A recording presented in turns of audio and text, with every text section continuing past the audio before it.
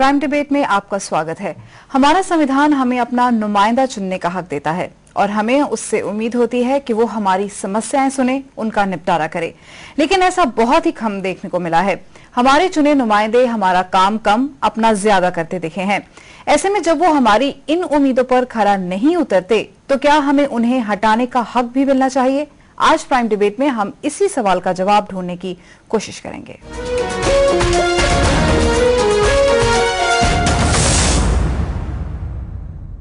दुनिया में ऐसे कई देश हैं जो लोकतंत्र की असली परिभाषा बयां करते हैं। वहां लोकतंत्र का मतलब वाकई में जनता का राज है।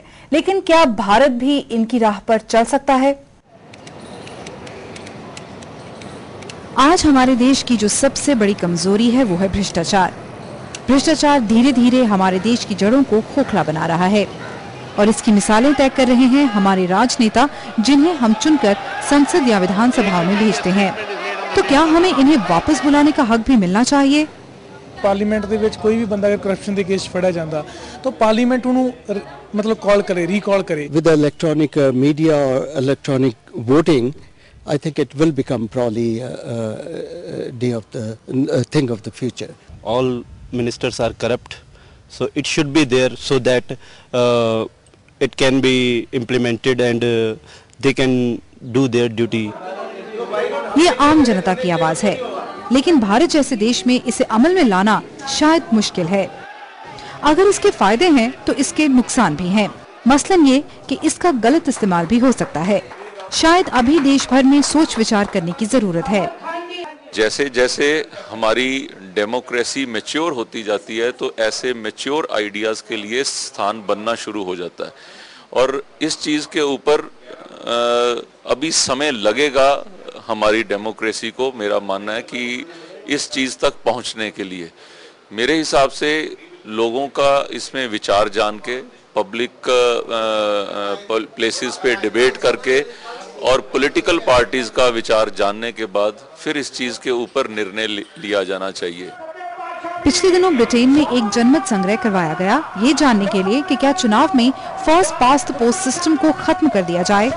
हालांकि इसका नतीजा नामे निकला, लेकिन हमारे लिए सबक ये है कि जब ब्रिटेन जैसा मुल्क जहां कोई लिखित संविधान नहीं है, वहां जनता की आवाज को अहमियत दी जाती है, तो हमारे मुल्क में क्यों नहीं?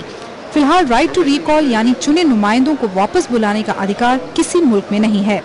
हाँ, स्विट्जरलैंड और उरुग्वे कुछ मुल्क ऐसे भी हैं जहां सीधा लोकतंत्र है और वहां सिर्फ जनता का राज है। लेकिन क्या हमारा लोकतंत्र इतना परिपक्व है कि हम इन देशों की राह पर चल सकें? और क्या भारत में ऐसे कदम व्यवहारिक हो सकते हैं? इस मुद्दे पर बातचीत करने के लिए हमारे साथ स्टूडियो में मौजूद हैं रवि शर्मा, जो एक एडवोकेट हैं और नेशनल मार्च के चेयरमैन भी हैं। पंजाब यूनिवर्सिटी में पॉलिटिकल साइंस के प्रोफेसर भूपेंद्र सिंह बरार, और हमारे साथ जुड़े हैं पंजाब यूनिवर्सिटी में ह्यूमन राइट्स के स्टूडेंट और NSUI के वाइस प्रेसिडेंट सनी मेहता। आप सबका हमारे स्टूडियो में बहुत बहुत स्वागत है।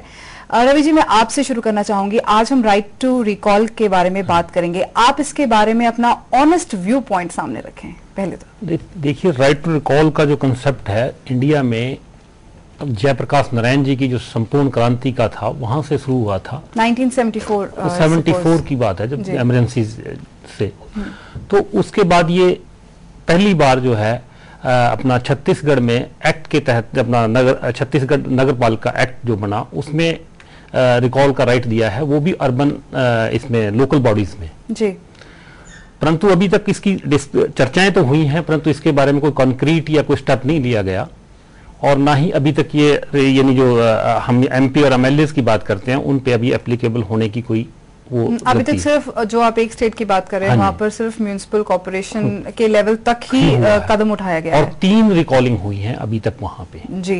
तो इसके अलावा अभी तक किसी और स्टेट से कोई ऐसा वाकया सामने नहीं आया? सिर्फ बिहार में प्रपोजल है लोकल बॉडीज में, वो भी। अदरवाइज जो हम पार्लियामेंट और लेजिस्लेटर की बात करते हैं, उसमें इट इज नॉट देयर। इसके लिए कोई लॉ या ऐसा बिल जो इसको सपोर्ट करता हो? No such bill. Bhupendra ji, आप हमें ये बताइए कि हमें हमारे प्रधानमंत्री, मुख्यमंत्री, MLAs, MPs या काउंसलर्स चुनने का तो हक है, मगर उन्हें बर्खास्त करने का नहीं है। ऐसा क्यों है? जैसे इन्होंने कहा, लोकल बॉडीज के लेवल पे अपने रिप्रेजेंटेटिव को रिकॉल करने का बहुत जगहों पे प्रावधान है। और जहां जहां भी आपको मिसाल मिलती है कि रिकॉल किया गया, वो यूजुअली उस लेवल की होती है। बाकी जगहों पे जहां प्रोविजन है स्टेट लेवल की, वहां कोशिशें हुई लेकिन रिकॉल बहुत कम हुए। फेडरल लेवल पे या हमारे यूनियन के लेवल पे तो इस तरह की प्रोविजन बहुत कम देखने को मिलती है जी। और ये क्यों है, ये समझने की बात है जी। मुझे ये लगता है कि जो आपका लोकल बॉडी का रिप्रेजेंटेटिव है, वो तो साफ साफ आपके जो स्थानीय मुद्दे हैं उनको एड्रेस करने के लिए आप उसको चुनते हैं। अगर वो भी नहीं कर रहा तो फिर वो क्या कर रहा है? बिल्कुल। पहली बात, जब आप राष्ट्रीय संसद में किसी को भेजते हैं तो फिर वो ये चुन के जरूर किसी एक जगह से जाता है, लेकिन वो उसी जगह का नुमाइंदा नहीं होता, फिर वो पूरे राष्ट्र का नुमाइंदा हो जाता है एक तरीके से। और हो सकता है वो अब मनमोहन सिंह जी पता नहीं कितनी बार जाते होंगे असम, जहां से वो चुन के आए हैं। इसका मतलब ये नहीं है कि वो काम नहीं कर रहे। तो मुझे लगता है कि ये जो रिकॉल का एक आइडिया है, ये बहुत दिनों से है जरूर पॉलिटिकल थियरी में, और इसके पीछे स्पिरिट ये है कि जो डायरेक्ट डेमोक्रेसी होनी चाहिए और जो हो नहीं सकती because large populations, large territories, तो उसको रिप्रेजेंटेटिव डेमोक्रेसी को as close to direct democracy लाना चाहिए। सनिया, आप इसके बारे में क्या ख्याल रखते हैं? एक्चुअली मैं ऐसे ही सोच रहा था एक चीज कि जैसे सर कह रहे थे कि लोकल वाले हैं, जो लोकल बॉडी में नुमाइंदे जाते हैं, वो लोकल मुद्दों पे बात करते हैं। मैं स्टूडेंट इलेक्शन के रिगार्डिंग सोच रहा था कि जो हमारे रिप्रेजेंटेटिव है, लिंगदो ने एक कानून बना दिया कि जो आप छात्र नेता है वो पढ़ा लिखा होना चाहिए, 70% अटेंडेंस होनी चाहिए जी। पर जो देश को चलाने वाले लोग हैं उनके लिए कोई क्वालिफिकेशन नहीं है। अगर वो काम ढंग से नहीं कर रहे, उनको कोई रिकॉल नहीं कर सकता। मेरे ख्याल से स्विट्जरलैंड में ऐसा एक कानून है कि वहां पर रिकॉल का मतलब प्रोविजन है। क्या आप इसके हक में हैं? मैं पूरी तरह से हक में हूँ। जो लोग काम ही नहीं कर सकते लोगों के लिए, उनको वहां पर रहने की कोई जरूरत नहीं है, जो हमारे लिए पॉलिसी बना रहे हैं। जिस लेवल पे आप हैं, अगर उस लेवल की बात की जाए, जाहिर है कि आप जिस ओहदे पे हैं इस वक्त यूनिवर्सिटी में, तो आपका जो एम है वो एक पॉलिटिकल करियर की तरफ जाता है। तो अगर यूनिवर्सिटी लेवल पे ही सबसे पहले अगर हम कहें कि इस चीज को शुरू किया जाए, तो क्या आप उस हक में हैं? पूरे हक में हो, पर यूनिवर्सिटी में एक जो समस्या है, जो पार्टी, शायद ये पूरे देश की समस्या है कि जो लोग जीतते हैं, सरकार भी उनकी हो जाती है, काम भी उनके होते हैं। शायद कोई मेंबर पार्लियामेंट या हमारा कैंपस का प्रधान 30% वोटों से जीता हो, वो सिर्फ 30% लोगों की सुनता है और दूसरे लोगों के मन में ये भावना होती है कि हम इसके पास ना जाएं। ये डेमोक्रेसी के लिए बहुत खतरनाक चीज है कि जो लोग अगर उस मेंबर को वोट नहीं डाल सके या उन्होंने नहीं वोट डाली, तो वो भी उनके पास नहीं जाते। शायद इस चीज के तरफ लोगों को ज्यादा ध्यान देना चाहिए कि हमें भी उसके पास जाना चाहिए कि ये हमारा काम है और तुम्हें ये काम करना चाहिए। बिल्कुल।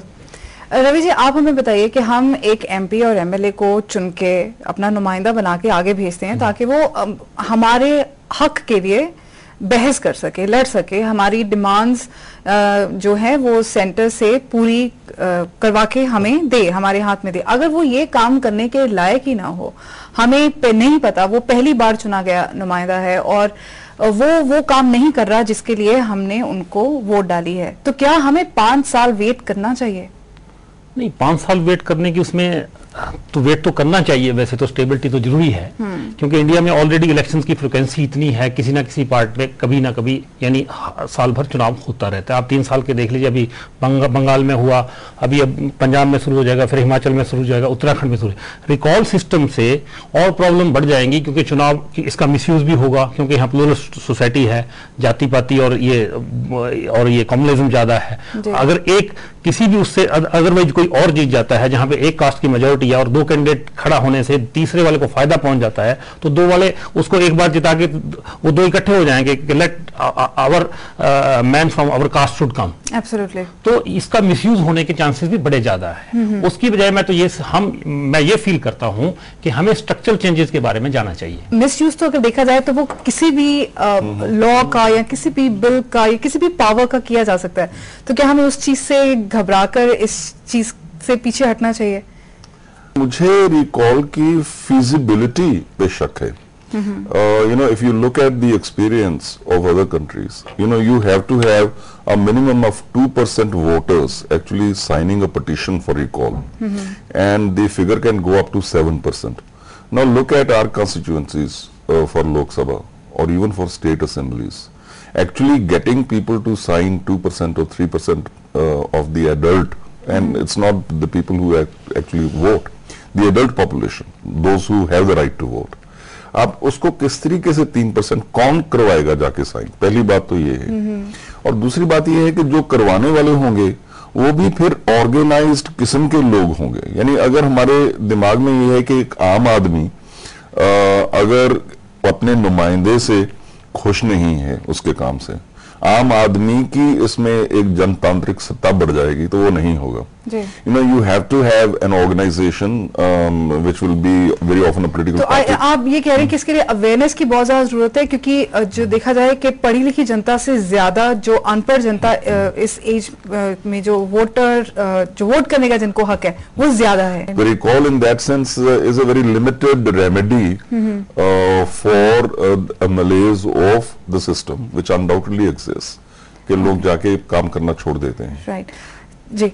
हाँ, एक बात जोड़ूंगा सिर्फ कि मुझे लगता है कि जो इन्होंने भी कहा और उन्होंने भी कहा, मुझे लगता है कि रिकॉल से कहीं ज्यादा जरूरी है कि चुनाव के समय किस तरह के लोग चुनाव में खड़े हो सकते हैं, उस पे कानून वो उस पे राइट, बिल्कुल बिल्कुल।